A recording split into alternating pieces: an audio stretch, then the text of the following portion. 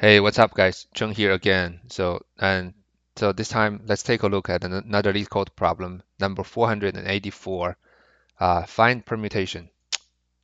Uh, okay, so you're given like a secret signature consisting of only character D and I, where D representing a decreasing relationship between two numbers, and I representing an increasing relationship between two numbers.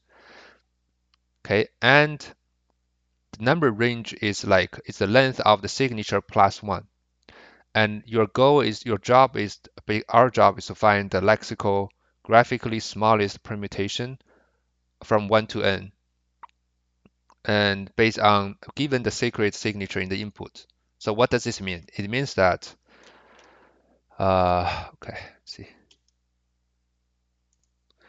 So it means that, for example, this if we only have one I here, it means that the first two numbers should be increasing, and if the first two numbers, if the one is D here, it means that the first two numbers should be decreasing, and then three here, and then another three here. And you need to find the smallest lexicographically permutation from 1 to n, when n is the length of the string plus one. Okay, so mm, so what's gonna be our approach, right? I mean, I think we can only get our approach by listing more examples here. Let's say we have like or maybe the easiest one is like if everything is I, if everything is I, then our answer is simply 1, 2, 3, and 4. Okay, right? And how about this? How about if I do a I, D, D, I? How about this? So since the first one is increasing, it's 1, okay? And the second one is 2, okay? But the third one is D here. This one represents 1, 2, 3, and 4. So it's gonna be since we have 2D here, so the smallest one is gonna be a 4, 3, 2, and then 5, right? So that's our basically that's our results. How about this? How about ID, DD? How about this one? 1, 5, 4, 3, and 2. Okay, maybe some of you already find the pattern here, right? So what's the pattern? Pattern means that whenever we have I here, we uh, we check how many consecutive Ds we have seen so far. For example, this one here, right? So the first one I is 1 here, right? And then the second one is supposed to be D. It's supposed to be 2 here, but since we have a D here, we cannot put 2 here. What we need to do is we have to so the 2, and then we have 2, 3, and D, but then we have another I here. So basically, what we need to do here is every time when we see an I here, we have to reverse the consecutive D's numbers. In this case, it's 4, 3, and 2. Okay, yeah. And the same thing here, right? Same thing here is that since we have 3 consecutive D's here, we have to reverse this 5, 4, 3, 2. So how do we do the reverse? We can simply use a stack. We simply use a stack. Basically, every time when we have a number, when we see the number here, we always push this number to the stack first, and then we check if the current signature is I or not. If it's I, we simply pop everything from the stack and append it to our final answers. So in this case, for example, the first one is I here. We we have 1 here, right? And then we push I here. We push 1 into the stack, and then we have I. Then we just pop this one out. Then our answer is 4. Yeah, our answer is 1. And then the second one is D. And the numbers for the second signature is 2. right? So we have 2 here. But since it's D, we don't pop it out. We keep it inside the stack here. And the third one is also D. It's 3 here, okay? And then now it's I here. It's 4, right? Remember, we always push this current number into the stack here. Now we have 4, 3, 2, and the current one is I. Then we just pop this one out so that we can reverse that.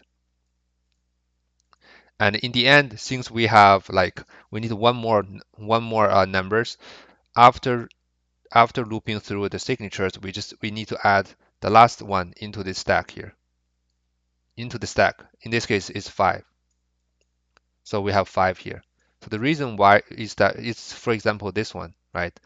So and let me do another example here. Same. So for the first one is 1, right? And it's insert, so we pop these things. So now we have 1 here. And second one is 2, third one is 3, and the last one is also D. It's also 4 here, right? And then we're done looping through all the signatures. And so that's why we have to push the 5 here. We always push the last one into the stack after like looping through all the signatures so that we can pop these things 5, 4, 3, and 2, right?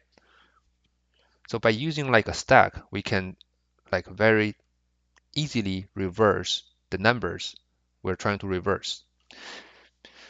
I mean, this is like a greedy idea here because we're trying to reverse the minimum numbers to satisfy the signature, right? That's the smallest one. There could be other like possible ways of coming up with satisfy the signatures here, but we're trying to find the smallest one. That's why we're only like reversing the minimum number here. Yeah, I think to be able to solve this problem, you have to be able to figure out the pattern, like when we need to reverse, we need to reverse the numbers here. Okay. And okay, so with that being said, let's try to code these things up. Okay, so first we have an answer, right, with the list, and then we have a stack. Okay, and then we just do a I character in enumerate, right? Enumerate as here. So like I said, every time when we have a number, we always append this thing to the stack here. Since the reason we're doing I plus 1 is because the I is 0 based, but whereas our number is 1 based. Okay. If C is I, okay, then we pop, right? Pop everything in the stack while stack answer dot append, okay, stack dot pop, right? We only pop it whenever we see an increase. That's when we know, okay, we need to reverse the previous like these decreasing numbers if there's anything in the stack. Okay, and after this, like we also need to add the last one, stack dot append. So the last one is going to be the length of s plus 1. Okay, and then we do the same thing here whenever there's anything here. Okay, and then in the end we simply return the answer. Yeah, I think that should do it. Let's try to run these things here.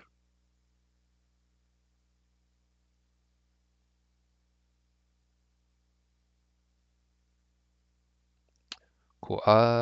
You know what? I'm gonna remove this, clear this. Okay, so this one accepted. Let's try to submit it. Cool. Yeah, it passed. Yeah. I think it's a very good problem as long as you can figure out the pattern, like the relations between the reversed numbers and the number of these here, right? So the greedy idea comes in like for every time we always use the next number, right? The next number try to see okay which position we need to put into this number, and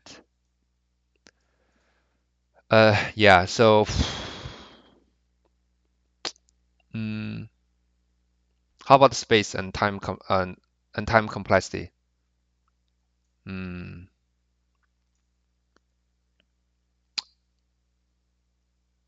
I think since we are looping through everything, all the numbers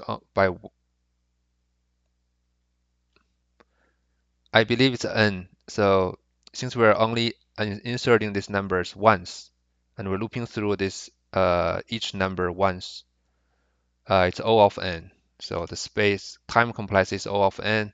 Space is also O of n because we have a answer and stack, right? So 2n, which is also O of n. Mm. Yeah. So the I think one of the takeaways maybe you guys can take from this problem is the is how you can like construct the permutation, right? And how to greedily construct the permutation.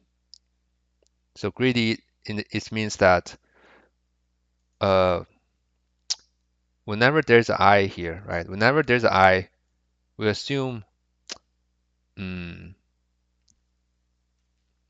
we assume the current indices is the one we need. But if we have some like D's before I, then we need to reverse those D's numbers so that we can make uh, the entire array satisfy the signature. Okay, so that's our greedy method because we only reversing the minimum numbers that we needed. And if we don't need to reverse it, we just keep using the current number and append it to the stack. Yeah, and as long as you can figure out that one, I think the rest should be just implementations. You can either use, in this case, I'm using a stack, right, to reverse the last n's numbers, or you can use some other techniques like you can use a range or you can use a two pointer, right? I think whichever you prefer. Okay, yeah. Mm, cool. I think that's it for this problem. Yeah, thank you so much for watching the videos and stay tuned. See you guys soon. Bye bye.